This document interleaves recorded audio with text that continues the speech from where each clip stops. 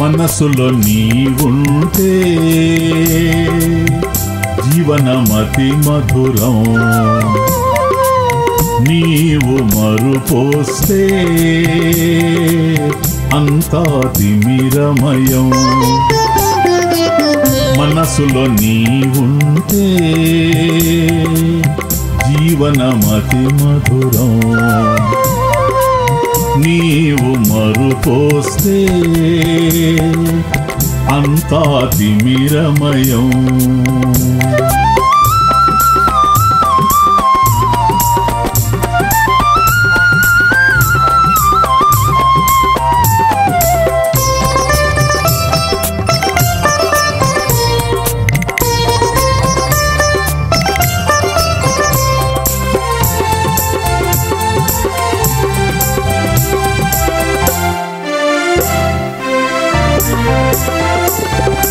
గళమున నీవుంటే గోపాల పలుకే నవమోహనం,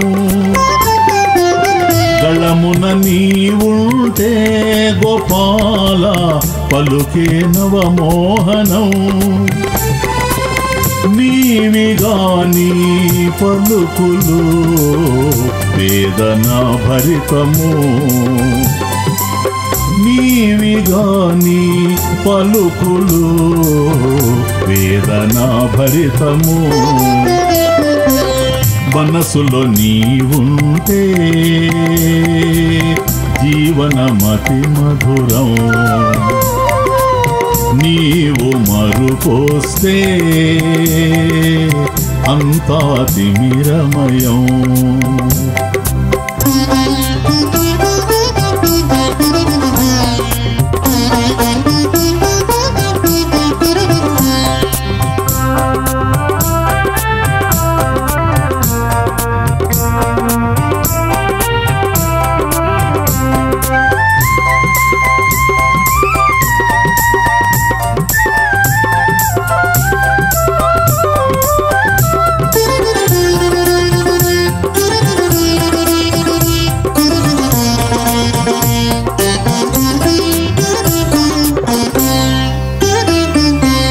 కనులలో నీవుంటే కృష్ణ సర్వము వసంతము,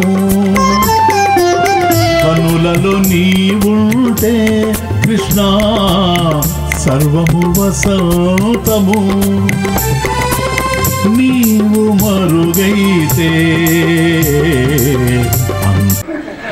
ఆయన తక్కువ, ఆయన ఒకటే ఎప్పుడు లక్ష్మణుడు చెప్పాడు, మనకెందుకు అనవసరంగా మనకి ఎంత బాగుంటుందని ఆయన ఎప్పుడు ఇలా తీసుకున్నాడు. అమ్మ చెప్పు పంచం అనగానే ఒకటి అంటే రాముడు ఒకటి పడింది అంతే, మిగతా నాకు రోజంతా ఓనికి ఎత్తారు. మా సీతమ్మ చూసారా ఎంత బాగా చెప్పిందో, మేము గెలిచిపోయాం. ఇప్పుడు సీతమ్మ తీసుకుంటే ఇప్పుడు రాముడు చెప్పాలి, ఆమె ఇలా ఇలా అనింది అని వేయిపోతా ఉంది. రాముడు ఒకటి అన్నాడు, ఇందుకు రాముడు ఒకటి అంటే సీతమ్మ వేసింది రెండు పడి. ఇప్పుడు అయోధ్య వాసులందరూ కూడా చూసారా, మా రాముడే జయం, మా రాముడిదే విజయం, అయోధ్య ప్రజలదే విజయం వరించింది అంటే ఇప్పుడు మిథిల వాసులారు గమోండాయా మీకు తెలీదు, మా సీతమ్మ ఇస్తారు దానికి వివరణ, అప్పుడు చెప్పండి ఎవరు గెలిచారు, మా సీతమ్మ గెలిచింది. ఒకటి రెండు వేస్తే అవునయ్యా మేమే గెలిచామయ్యా, ఒకటి రెండు ఎక్కువ కదా, ఇటు రెండు ఎక్కువ అంటాం. ఇప్పుడు సీతమ్మ అంటది కాదు, నాకు తెలుసు రాముడు ఒకటేస్తాడని, రాముడు ఒకటే అడుగుతాడని తెలుసు కదా తల్లికి, కానీ రెండేసాను. ఎందుకు తెలుసా, ఆయన ఒకటాడన్న ఉద్దేశం నేను ఎందుకు ఒకటి అడిగానంటే మా ఇద్దరు మనసులో ఒకటే, పెళ్ళైనా మా ఇద్దరు ఒకటే, మా ఇద్దరు మనసులో ఒకటే కాబట్టి ఒకటన్నాను, ఆయన ఒకటేశాడు. ఇప్పుడు ఆయన ఒకటడిగా నేను రెండేశాను. ఎందుకు తెలుసా, మనసు ఒకటే అయినా మా దేహాలు రెండుగా ఉండాలని నేను భావిస్తున్నాను. ఎందుకే ఒక దేహం అయిపోతే నేను ఆయనకి సేవలు ఎలా చేస్తాను అడిగిందంటే, అమ్మా ఎక్కడ కూర్చోండి కూర్చోండి, ఇప్పుడు హాయిగా వాళ్ళు వింటారు మీ ఇద్దరు వచ్చి దాకా చెప్పి ఎక్కడ కూర్చోండి. ఆ తల్లి రెండు ఎందుకు వేసిన అంటుందంటే మనసు ఒకరుంటే పర్వాలేదు, ఆయనకి సేవ చేయాలి, భార్య సేవ చేయాలంటే ఆమె వేరే దేహంతో ఉంటే సేవ చేయగలదా, ఒక దేహంతో ఉంటే ఎలా సేవ చేయాలి. కాబట్టి నా భర్తకి నేను పాద సేవ చేయాలి, నేను వేరుగా ఉండాలి, నా భర్తకి మంచి నేను వేరుగా ఉండాలి. కాబట్టి మా మనసులు ఒకటే అయినప్పటికీ మా దేహాలు రెండుగా ఉండాలి, నేను ఎప్పుడు నా భర్తకి సేవ చేస్తూ ఆ సేవలో నేను తరించాలి అని రెండేశాను అని ఎప్పుడైతే జరిగిందో మిథిలా వాసులు అన్నారు, చూసారా అయోధ్య వాసులారా మా అమ్మాయి ఏ విధంగా సమాధానం చెప్పిందో, దానికి ఏమున్నా దానికి ఒక వ్యవహారం ఉంటుంది అని వాళ్ళందరూ గట్టిగా చప్పట్లు కొడుతూ చాలా ఆనందపడుతూ ఉన్నారు. చూసారా సీతమ్మ భావన అది, ఇదే జీవ బ్రహ్మైక్య స్థితి అని అంటారు. సీతమ్మ జీవత్వానికి ప్రతీక, రాముడు బ్రహ్మత్వానికి ప్రతీక. కాబట్టి ఆయన పరమాత్మ, సీతమ్మ జీవాత్మ. భక్తునికి భగవంతునికి మధ్య ఉండాల్సినటువంటి సంబంధమే భార్యాభర్తల మధ్య ఉండాల్సిన సంబంధం. ఒకరు దూరంగా ఉండలేనటువంటి పరిస్థితి. భార్య భర్తకు దూరంగా ఒక్క క్షణం కూడా మనలేదు. భక్తుడు కూడా పరమాత్మని విడిచిపెట్టి ఒక్క క్షణం కూడా మరువలేడు, ఆయన విడిచిపెట్టి ఉండలేడు. ఎందుకంటే రైదాస్ మాస్టర్ అంటాడు, తండ్రి మన ఇద్దరి మధ్య ఉన్నటువంటి సంబంధం క్షణం కూడా దూరం కానిటువంటి సంబంధం. ఆ సంబంధాన్ని నేను పట్టుకున్నంత మాత్రాన్ని ప్రయోజనం లే, నీవు కూడా దానికి సహకరించాలి అంటాడు రైదాస్ మాస్టర్. రోహిదాస్ అంటాం, ప్రభుజీ तुम चंदन हम पानी, तुम चंदन हम पानी, प्रभु जी तुम चंदन हम पानी, पानी जागी अंग अंग आस समानी, जागी अंग अंग आस समानी, प्रभु जी तुम दीपक हम बानी, तुम दीपक हम बानी, प्रभु जी तुम दीपक हम बानी, बानी जागी जो तू भले दिन राती, जागी जो तू भले दिन राती, प्रभु जी तुम स्वामी हम दाता रे, तुम स्वामी हम दाता, प्रभु जी तुम स्वामी हम दाता, दाता ऐसी भक्ति करे रोहिदासा, ऐसी भक्ति करे రైదాసా. తండ్రి మన ఇద్దరి మధ్య బంధం ఎలా ఉండాలంటే, తుమ్ము చందను అమ్మ పాని, నేను నీళ్ళ వంటి వాడిని, నీవు చందనం వంటి వాడివి. కానీ నీవు వచ్చి నాలో సమరసమైతే నాకు వాసన కాకపోయినా నువ్వు కలిసావు కాబట్టి నాకు వాసన వస్తుంది. ప్రభుజీ తుమ్ము దీపక్ హమ్మ పాతి, నీవు దీపం వంటి వాడివి, నేను కేవలం వత్తి వంటి వాడిని. కానీ నీవు కానీ నన్ను ఒక్కసారి వెలిగిస్తే నేను కూడా ద్వారమానంగా నీతో సమానంగా ప్రకాశిస్తాను. ఆ తర్వాత ఏది ముందు దీపము అంటే కూడా చెప్పలేని పరిస్థితి ఉంటుంది. కనుక నాతో నేను వెలగలేను తండ్రి, నీవు నన్ను వెలిగిస్తే నేను నీకు సమానంగా వెలుగుతాను. ప్రభుజీ తుమ్ము స్వామి, నీవు నాకు యజమానివి, నేను నీ దాసుని, నీకు సపర్యలు చేస్తూ నీ సేవలో తరించాలని నేను పడుతున్నాను. ఇది మన ఇద్దరి మధ్య ఉన్నటువంటి సంబంధం. ఇలా భక్తుడు భగవంతుడి మధ్య సంబంధం ఎలాగైతే ఉంటుందో భార్యాభర్తల మధ్య కూడా ఆ విధమైనటువంటి సంబంధం. ఇది మనం సీతారాముల సంబంధంలోనే చూస్తాం. ఎవరు తప్పు చేశారు, ఎవరు ఏమి పట్టుకుంటాం అని వాళ్ళు ఆలోచించేటట్టుగా, ఎవరు తప్పు చేసినా మరొకరు తగ్గుతారు, ఎవరు ఏదైనా మాట అంటే దానికి ఎవరు పట్టించుకోరు. కనుక భక్తుడు భగవంతుడు ఎప్పుడూ నిరంతరం భగవంతుడు హృదయంలోనే మెదలాలి అని ఎవరైతే భావిస్తూ ఉంటాడో, మరిస్తే అటు మరపు వస్తే ఎవరైతే దుఃఖపడుతూ ఉంటాడో వాడు నిజమైన భక్తుడు. అలాగే పతివ్రత అన్నాడు, ఛాయే వానుగత సదా అన్నాడు జానకుడు జనక మహర్షి. అంటే భర్తని నిరంతరం తన హృదయంలో పెట్టుకొని క్షణం కూడా మరవకుండా ఉండేటువంటి స్త్రీ ఎవరైతే ఉన్నారో ఆమె నిజమైనటువంటి పతివ్రత. అది ఆ తల్లి యొక్క మనసులో రాముడు సుప్రతిష్టమయ్యాడు. కనుక భక్తుడు భగవంతుని మరిచి క్షణం ఏ విధంగా అయితే మనలేడో సీతమ్మ తల్లి కూడా రాముని విడిచిపెట్టి క్షణం కూడా ఉండలేదు. మనసులో నీవుంటే జీవన మతి మధురం, నీవు మధుపోస్తే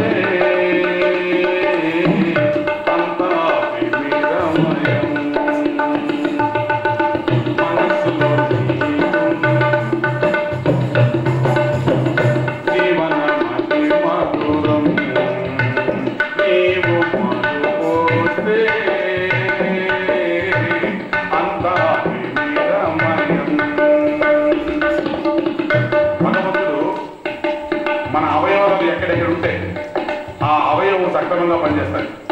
కనుక పాదాల దగ్గర నుంచి మన తల వరకు ప్రతి అవయవంలో భగవంతుడు మనం సీతమ్మ మెల్లగా చెప్పిందట, అయ్యా ఈ ఫలాలు మధురంగా ఉన్నాయా లేవా, దీంట్లో ఏమైనా అపాయం కలిగించే పరిస్థితి ఉన్నదా లేదా అని ఏ తినుబండారమైనా మొట్టమొదట నేను చూచి ఆ తర్వాత నా రామునికి ఇస్తాను. నా రాముడు క్షేమంగా ఉండాలి ముందు, అది నాకు కావాల్సింది. కాబట్టి దానికోసం నేను మొట్టమొదట నేను రుచి చూచి ఆ తర్వాత నా భర్తకి ఇస్తాను. ఒకవేళ అదేదైనా విష పదార్థం అయితే ఆయన తింటే ఏమో, కనుక ఆ ఛాన్స్ నేను తీసుకుంటాను. అయితే మన స్త్రీలైతే మన భార్యలైతే నేను నా భర్తకి ముట్టకుండా ఏది ముట్టనండి పెట్టకుండా అని చాలా గొప్పగా చెప్తూ ఉంటాను. దానికి ఈ భర్తలంతా కూడా నా భార్య అండి నేను పోతే కానీ తిందండి, అందుకని నేను తొందరగా వెళ్ళిపోవాలి, నాకు పెట్టకుండా ముట్టనే ముట్టదు, అసలు విషయం ఆయన తెలియదు. ఏమిటిది వీళ్ళకి అర్థమైంది చూసారా, మీరు నవ్వాలా, వాళ్ళకి అర్థమైంది. నేనేం చెప్తాను వాళ్ళ దగ్గర నేను చెప్పను, ఇంకా మీకు తెలియదు నాకు అనవసరం, వాళ్ళకి అర్థమైపోయింది. ఎందుకంటే ముందు రాగానే ఆయనకే వడ్డిస్తారు మన వాళ్ళంతా. ఎందుకంటే ముందు ఆయన తింటే కానీ నేను తిన్నాను, ఆయన తింటుంటాడు, చెప్తా బాగుందండి అని అంటారు, బాగుంది అని అన్నాడు అనుకోండి అప్పుడు వాళ్ళు తింటారు, బాగాలేదన్నారు అనుకోండి రిపేర్ చేసుకుంటారు, కారం వేయడం ఉప్పు వేసుకోవడం. ముందు తెలిస్తే మనకు దెబ్బ కదా, కాబట్టి ముందు ప్రయోగం ఆయన మీద ప్రయోగం చేయడం. ఆయన చూస్తాడు, చూసిన తర్వాత చెప్తాడు దీంట్లో ఉప్పు తక్కువ దాంట్లో కారం తక్కువ అని. ఇప్పుడు ఆమె దాన్ని రిపేర్ చేసుకొని రెండోసారి ఆమె శుభ్రంగా హాయిగా తింటాడు, విషయం అది. కానీ పాపం వీళ్ళే ఉండదు కదా, ముందు నా భార్య నాకే పెట్టి ఆ తర్వాతే ఆమె తింటాది అని వీళ్ళు ఆనందపడుతుంటారు. నిజానికి పూర్వం ఏమిటంటే, పూర్వం మాత్రం స్త్రీలందరూ కూడా భర్త వచ్చే వరకు ఉండేవారు. ఎందుకంటే భర్త ఆకలితో వస్తాడు, భర్త కడుపు నిండా తినాలి అని వాళ్ళు భావిస్తారు, కాబట్టి ఇంట్లో చేసుకుంటారు. ఆయన తిన్న తర్వాత మిగిలితే తినేవాడు. ఎందుకంటే ప్రతి రోజు కూడా ప్రతి మనిషి కూడా ఒకే రకంగా తింటాడని చెప్పలేము. ఒక్కోసారి కొంచెం తింటాడు, వీళ్ళు బాగా ఒకసారి కూరలు గట్ట బాగా చేస్తే కొంచెం ఎక్కువ లాగిస్తాడు, పప్పుచారు గట్ట ఎక్కువ లాగిస్తాడు, వంకాయ అయితే ఇంకా ఎక్కువ లాగిస్తాడు. ఇప్పుడు దాన్ని బట్టి ఉంటుంది మనం తినే వ్యవహారం బట్టి, వాళ్ళు ఏం చేశారు దాన్ని బట్టి. కానీ ఒకే రకంగా పోదు.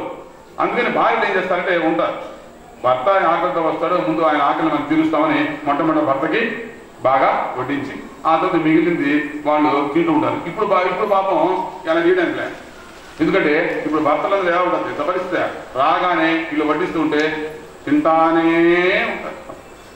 అంతా అయిపోతుంది పాపం, ఏదో తింటుంటారు. అప్పుడు ఒరే అంత అయిపోయిందా, ఒరే మొత్తం తినేసానే ఆ వంటది పర్వాలేదండి ఏం కాదులేండి. ఎందుకంటే సామె వంట చేసేటప్పుడే 30 గుర్తు చేస్తుంటాడు. వంట చేసేటప్పుడే రుచి కోసం 30 తినేసింది బాగుంది కదా. కాబట్టి ఏం మిగలేదు అంటే పర్వాలేదండి. మీరు గారెలు చేస్తుంది 3-4 గారెలు ఉంటాయి. ఇప్పుడు ఆయన పెట్టదు, ఆయన చూస్తే 4 ఉన్నాయి కదా, ముందే లెక్కేసుకుంటాడు. 3 తినేస్తాడు. 3 తినేసి అయ్యో ఒకటే తెలియదు కదా, అయ్యో ఎట్లా చాలండి మీరు తిన్నారు హాయిగా సంతోషం, నాకు ఒకటి దాదా 60 తినేసి ఎప్పుడు లేదు ఊరికన్నాండి మీరు అలా చేస్తారా చేయరు కానీ.